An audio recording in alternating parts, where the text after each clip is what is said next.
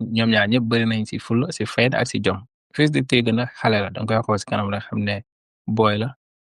il a l'avenir devant so moom pour man comme ni ko soo waxee amoon avantage si combat parce que soo xoolee bi mu xeexee xeex bu jaar yoon la def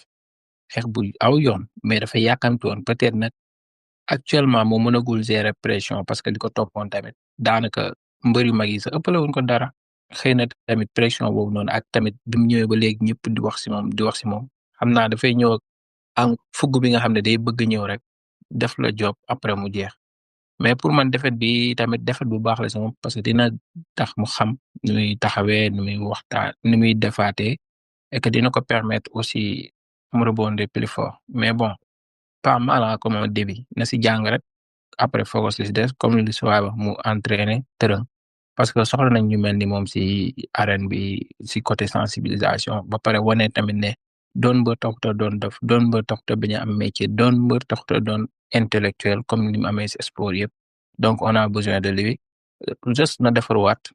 liggéey ñëw indi doole ak bëre jeex na après nag muy noonu.